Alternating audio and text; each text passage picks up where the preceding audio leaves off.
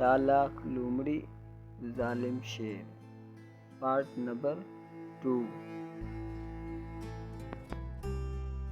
इनाम भी देगा ये सोचकर लोमड़ी वहाँ से चली गई और शेर बादशाह के पास आई और शेर हिरन का गोश्त खा रहा था जो कहीं से शिकार करके लाया था।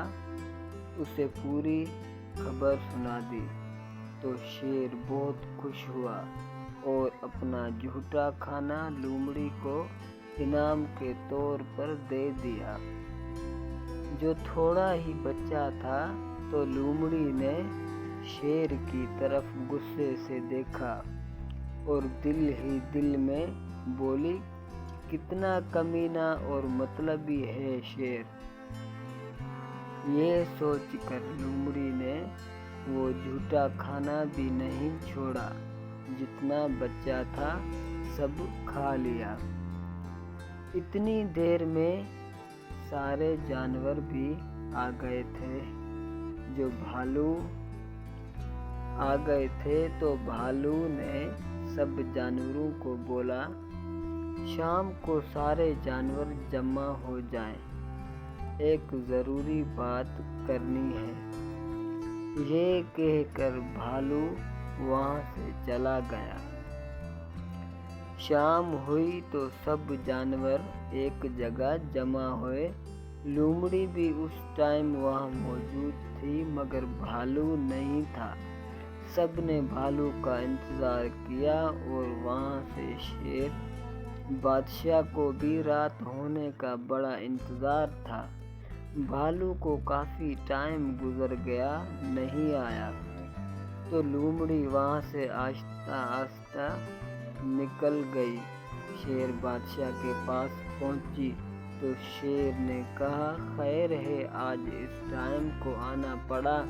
तो लोमड़ी ने शेर को सारा किस्सा बयान किया कि मुझे लगता है जो बहुत बड़ा शिकार उन्होंने पकड़ा था उसे अभी खाने के लिए सारे जानवर जमा हुए हैं।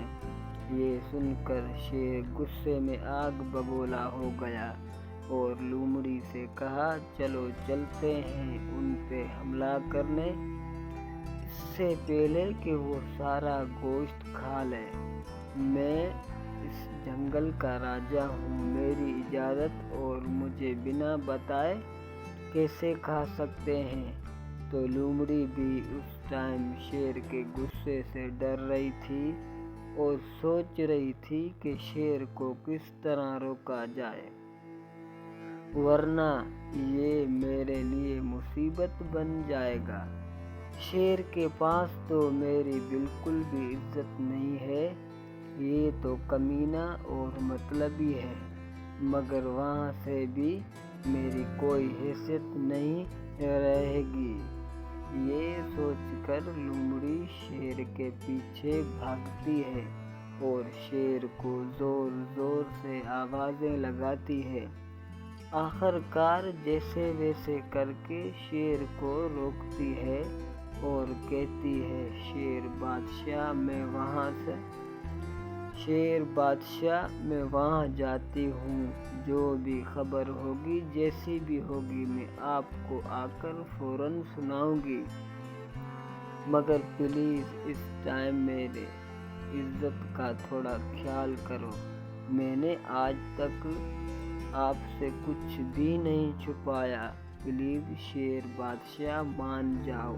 तो लोमड़ी की इस बात पर शेर का गुस्सा ठंडा हो जाता है और अपने गुफा की तरफ जाने लगता है, मगर जाने से पहले शेर लोमड़ी से कहता है, जो भी खबर हो मुझे जल्दी आकर सुनाना, वरना तेरी खैर नहीं। ये कहकर शेर वहाँ से चला जाता है।